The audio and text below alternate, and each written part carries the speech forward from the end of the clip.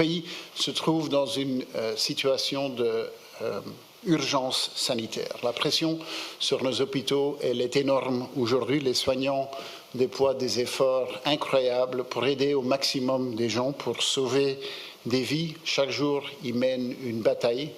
Ce qui se passe aujourd'hui est très lourd pour eux, est extrêmement lourd pour eux. Dans bon nombre d'hôpitaux, le seuil de pénibilité a déjà été dépassé. D'ici à la mi-novembre, on verra que dans nos hôpitaux, il y aura 10 000 personnes atteintes du virus Covid qui seront dans nos hôpitaux. 2 800 seront dans les soins intensifs à un degré différent d'intensité. Ces dernières semaines, 100 000 personnes ont appris qu'elles étaient contaminées. Et nous ne voyons toujours pas pour l'instant une évolution plus favorable.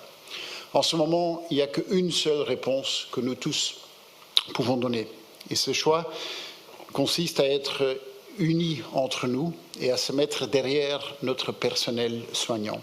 Empêcher que le personnel soignant et les hôpitaux s'effondrent aujourd'hui ou dans les jours qui viennent. Pour cela, il n'y a qu'une solution. Et cette solution, c'est de limiter au maximum les contacts physiques entre nous. Aussi brièvement que possible, mais aussi longtemps qu'il ne le faudra. Nous devons casser cette montée en flèche que nous voyons dans les chiffres aussi rapidement et aussi radicalement que possible.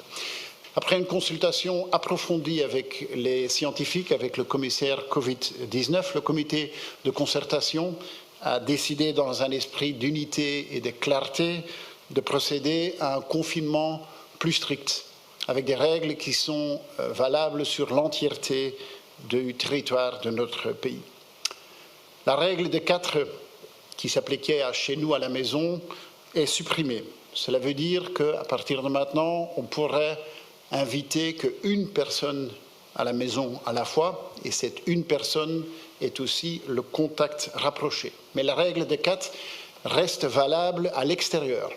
À l'extérieur, vous pouvez rencontrer jusqu'à 4 personnes, naturellement en tenant compte des règles de précaution, porter un masque, garder la distance, mais vous promener, faire du sport à l'extérieur, en distance naturellement, est possible. Vous ne pouvez plus recevoir plus d'amis ou plus de familles chez vous. Et tout cela, c'est parce que le virus est tellement répandu que si nous voyons trop de gens dans un espace à l'intérieur, nous allons trop nous contaminer et c'est ça que l'on veut arrêter. Les risques aujourd'hui, tout simplement, sont trop grands. Tous les magasins non essentiels seront fermés. La collecte et la livraison à domicile restent naturellement possibles. Nous allons aussi tout faire pour garantir que les règles soient égales et équitables pour tous. Je tiens à répéter que les magasins d'alimentation, les supermarchés restent ouverts. Il n'y a aucune raison, c'est inutile de faire des provisions. Ceux qui le font maintenant se comportent d'une manière asociale par rapport à des gens qui ne le font pas. Il n'y a aucune raison de le faire. Les magasins d'alimentation, ils vont rester ouverts. Les professions de contact non médicales, comme par exemple les instituts de beauté et les coiffeurs, vont également suspendre leurs activités. Pour les écoles, les vacances de l'automne seront prolongées jusqu'au 15 novembre. Les ministres des communautés vont donner plus de détails. En ce qui concerne le travail, le télétravail est rendu obligatoire. S'il n'est pas possible, le port du masque et la ventilation sont obligatoires dans les espaces dans lesquels on travaille.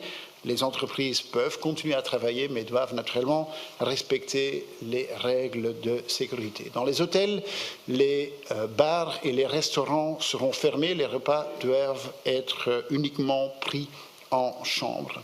Dans les funérailles, seront limités à un maximum de 15 personnes. Les repas ou les réceptions après les funérailles ne seront plus autorisés. Les centres de vacances doivent fermer leurs portes à partir du 3 novembre. Jusqu'à cette date-là, toutes les activités à l'intérieur, comme par exemple les piscines ou les cafétérias, seront fermées. Mesdames, Messieurs, les mesures que le Premier ministre a annoncées vont arrêter notre vie sociale pour les prochaines semaines. Voilà où nous en sommes aujourd'hui. C'est un lockdown, c'est un confinement, mais qui permet aux usines de tourner, qui permettra de réouvrir les écoles prudemment après le 15 novembre et qui ne laissera pas les gens plonger dans l'isolement. Et donc, je répète, on peut avoir des contacts rapprochés, mais avec une personne seulement. On peut inviter une personne chez soi, notamment cette personne avec laquelle on a le contact rapproché. Et pour ceux qui vivent seuls, pour les isoler, nous faisons une exception. Nous disons, vous pouvez évidemment inviter la personne avec laquelle vous avez des contacts intimes, mais aussi une autre personne. Mais de grâce, choisissez vos amis, vos contacts pour cette période afin de limiter la circulation du virus. Et pourquoi nous le savons? Ceux qui ont vu les images de Bruxelles, de Liège, de Gand ou d'autres hôpitaux du pays en ont eu le souffle coupé. Et la situation est critique. La solidarité entre les hôpitaux s'organise. Aujourd'hui, seulement aujourd'hui, 16 patients liégeois ont été transférés vers des hôpitaux flamands, 4 patients liégeois ont été transférés vers des hôpitaux allemands. Ce sont des chiffres limités, mais chaque chiffre, chaque patient transféré est une preuve de solidarité, et c'est une solidarité qui sauve des vies, qui sauve des vies. Et c'est ce qu'on fait, on organise la solidarité. On est en train de travailler avec le commissaire Covid sur l'optimalisation de la capacité qu'ont les hôpitaux pour gérer cette situation.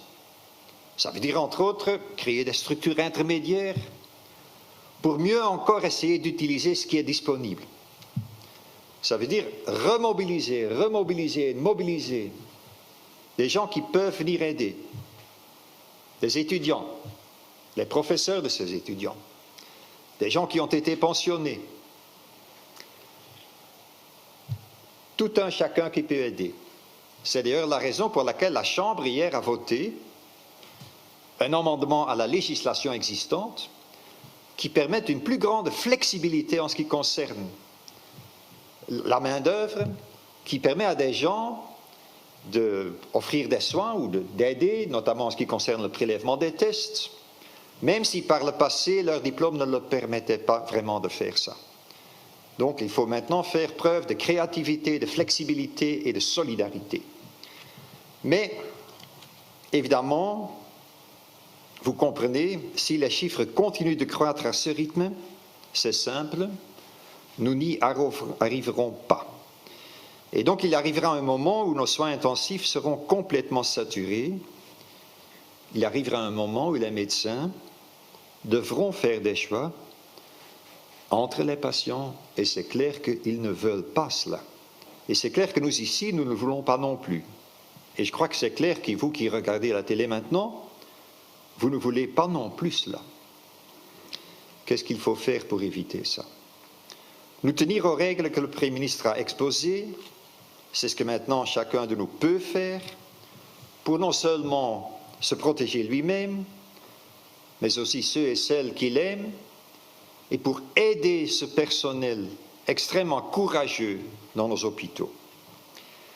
Et respecter les règles à la lettre,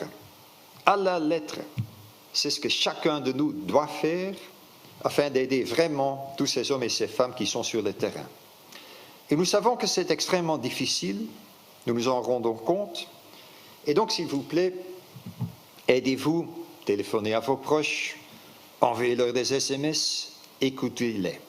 Si nous voulons à nouveau revivre ces moments précieux qui rendent la vie chouette et amusante, il n'y a qu'une seule solution, c'est d'avoir peu de contacts, très peu de contacts maintenant.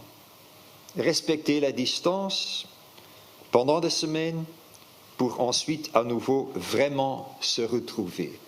Nous vivons dans cet espoir, nous croyons que c'est possible grâce à votre solidarité. Merci.